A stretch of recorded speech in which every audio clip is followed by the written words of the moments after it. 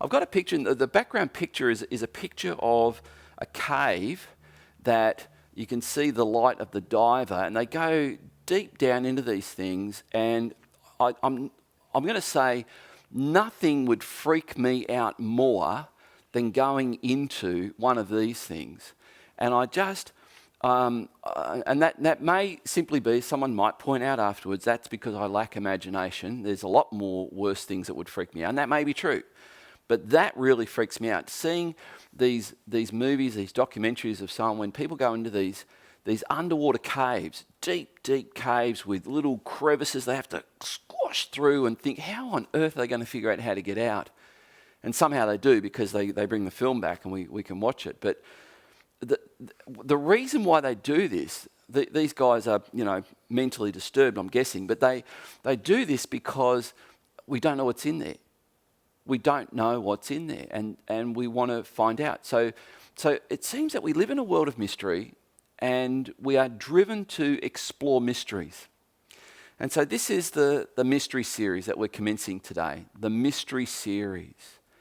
And what might intrigue you is that the Bible uses the word mystery in the New Testament alone 24 times. In fact, it describes some of the things most precious to Christians as mysteries. And so there's one epistle in the New Testament that uses it almost the majority of those 24 times. And Paul talks about mystery in just about every chapter of that epistle. I wonder if you know which one. If you don't, then it's a mystery. So when we talk about mysteries, there's different kinds of mysteries, and people respond to mysteries in different ways. And as I've discovered, as I mentioned with my YouTube post about is Bill Gates the Antichrist, I've discovered that people respond to mysteries oftentimes with anger. And in fact, if you have a look there's about 395 people who are angry with me, who've all written very nasty comments. I think I've only deleted one, which is pretty gracious of me, I think. And most of them are just angry. In fact, someone this morning, I think I get about 6 or 7 an hour or something, and whatever it is, and someone wrote just, how dangerous I was and how angry they were at me because I was saying Bill Gates is not the Antichrist. And I'm finding that people are treating the coronavirus and COVID-19 with a great deal of mystery. And of course, YouTube had to take down all the videos that said there is no such thing as a coronavirus. It's actually radiation poisoning from the new 5G phone towers.